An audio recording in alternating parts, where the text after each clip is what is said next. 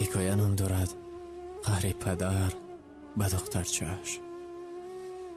یک مرد ماشین نو خریده است. صبح سحر از جایش خسته به نزد ماشین می رود و می بیند که در آن جای دخترچه خردسالش به در ماشین نوشتجاتی را نوشته ایستاده است.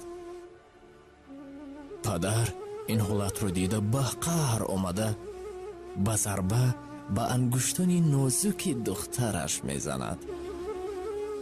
در آن حالت غضب با چی میزند؟ او همین قدر با علم زده بود که دست دخترچه‌اش شکستنش را هم ندانسته بود. پس از فرامدن غضبش میبیند که دست دخترچه‌اش ورم است.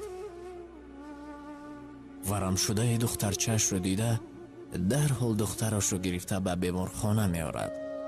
دکتران با پدر دخترچه میگویند که استخوان‌های دستش میده شده است. دیگر اینها را برقرار کردند هیچ ممکن نیست. بنابراین دستان دخترچه‌تان را میبریم. پدر باشد در این حالت دیگر هیچ چیز نمیگوید. پس از جراحی دخترش را به دیگر خانه میگذرانند و به پدرش میگوید که میتوانی بروی دخترت را ببینی. پدر به نزد دخترش در آمده دخترچه باشد با نگاه شیرینکش به پدرش گفت دادا جان، اگر انگشتانم باز سبزیده برایند دیگر به ماشینتان نمی نویسم.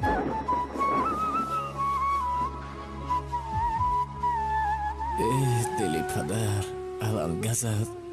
او چی کردنش را نمیدانست. برای گرفتن علم به حولی بیمارخانه برآمده و ماشینش را لحت و کوب میکرد. لیکن دیگر چی علاج؟ ناگه به در ماشین چشمش میافتد که در ماشین چی نوشته از دخترچه‌اش که دادا جان، من شما را دوست میدارم.